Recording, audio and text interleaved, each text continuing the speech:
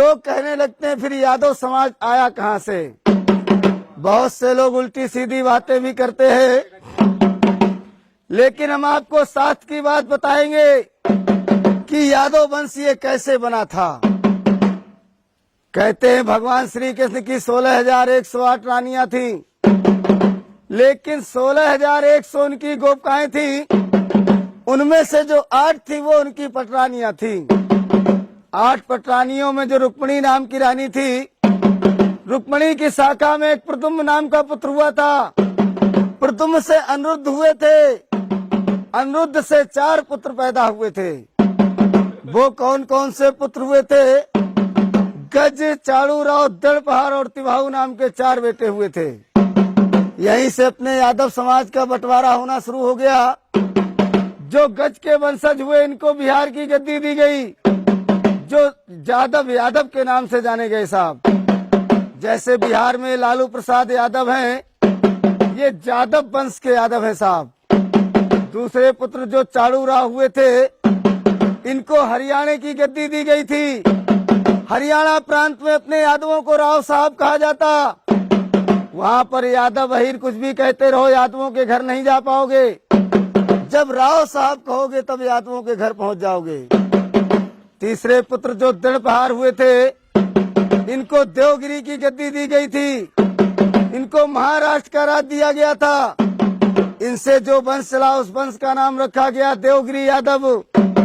चौथे पुत्र जो प्रीतिभाव हुए थे, उनसे रोहिले यादव यदुवंशी यादव बने थे साहब।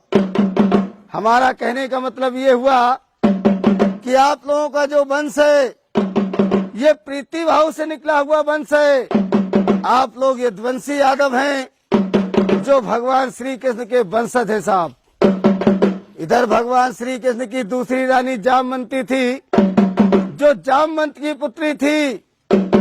उससे 2 पुत्र पैदा हुए थे, दृढ़ और श्याम। जो श्याम के वंशज हुए वो जाडेजा यादव, सिंधी यादव कहलाए, और जो दृढ़ से वंश चला था वो डढ़ोर यादव और कमरिया यादव बने थे साहब। जैसे कि मुलायम सिंह यादव हैं, भी कमरिया वंश के यादव है साहब। इधर बलदाऊ जी की शादी राजा रेवत की पुत्री रेवती के साथ में हुई। इनसे निषद उन्मुख नाम के 2 पुत्र हुए। इनको महोबे मध्य प्रदेश का राज दिया गया, जो बनाफर यादव और दौआ यादव के नाम से जाने गए साहब। ये जो अलाउद्दीन थे बनाफर कुली के यादव थे। इधर एक चकेरी का राजा उद्यम घोष हुआ था, जिसका बेटा हुआ शिषपाल घोष। शिषपाल घोष का वध भगवान श्री कृष्ण ने किया था। तब रुक्मिणी को विवाह के ले गए थे, इसलिए शिषपाल घोष से जो वंश चला उस वंश का नाम रखा गया घोषी यादव। ये घोषी यादवों ने अपने यादव समाज से विद्रोह कर लिया था। भगवान श्री कृष्ण के वंशों से घृणा मानने लगे थे, इसलिए इनके वंश पे अकाल पड़ गया था। इनके राज पुरोहितों ने इनको बताया था कि जब भगवान श्री कृष्ण के वंश में जाकर तुम वंश बजाकर भिक्षा मांगोगे, तभी अपने कर्म से उद्धार हो पाओगे।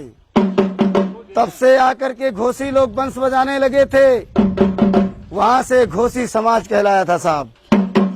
ये तो सुनाई वंशावली, कैसे चंद्रवंश बना, कैसे यदुवंश बना, कैसे अहीर नाम पड़ा, कैसे घोषी, कमरिया, ग्वाला बने। अब एक मिनट के लिए अपने यादव समाज के हम कुली बताएंगे कि यादवों में कौन कौन सी कुली होती है साहब। गोत्र तो सभी यादवों का त्रि है, लेकिन कुली सबकी अलग अलग है साहब। जैसे कि तुम्हारे ज्वारी है, राव है, दौआ है, किसनौट है, मजरोट है, घोसी है, कमरिया है, डढ़ोर है, गिरवरिया है, नागरिया है, ग्वालवंशी है, ग्वाला है। तुम्हारे पचोमार है, वाईमार है, दादा मार है, काठ है, दिसवार है, सुकरिया है, पापट है, बरतरिया है, रोरिया है, उधैनिया है, रजबनिया है, ओड़ा है, भुसिया है, बानरे हैं, नुनेरिया है, रहेस कुली है, लौदिया है।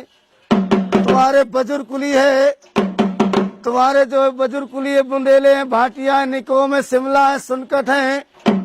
तुम्हारे डांस कुली है, रूखड़ा है, दुर्ग है, सिकरवार है, मैना है, धरोर है, कटा है, गुच्छार है। तुम्हारे भुरगदे हैं, पमटे हैं। तुम्हारे राणा कुली है, कारे हैं, तुम्हारे दिसवार हैं। ऐसे करके 284 कुली है अपने यादव समाज में साहब। हमारे बड़े बूढ़े यही वंशावली कुली गोत्रों का बखान करते थे। यादव समाज के लोग, राजा लोग खुश होकर उनको दान दिया करते थे। लेकिन अब राजा तो बचे नहीं भैया, इसलिए गांव गांव जाकर अपने यादवों का बखान करते हैं साहब। 1 मिनट के लिए अपने यादवों की पहचान बताएंगे। कहते हैं 4 वेद 6 शास्त्र में ऊंची जाति अहीर, और ब्रह्मा भी तरसत रहे क्यों ना भय अहीर। यादव समाज की पहचान क्या हुआ करती थी? यादव समाज का जो गोत्र है वो त्रिगोत्र है। यादव समाज का जो वेद है यजुर्वेद है साहब। यादव समाज की जो कुलदेवी है महालक्ष्मी है। यादव समाज में जो पूजन होता था, होली दीपावली में तलवार का पूजन होता था। यादव समाज का जो झंडा था वो पीला झंडा था। यादव समाज का जो वस्त्र हुआ करता था मोर मुकुट हुआ करता था। यादव समाज के जो गुरु थे वो दुर्वासा सी हुआ करते थे। एक पहचान और है यादवों की।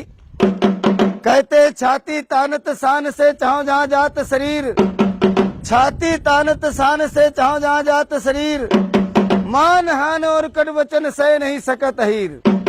सह नहीं सकत अहीर पड़े चाहे कितनों पिंगुल, सूली पे चढ़ जाए झुके नहीं सिर का सिंगुल। ये विशेष पहचान होती अपने चंद्रवंशी क्षत्रियों में साहब।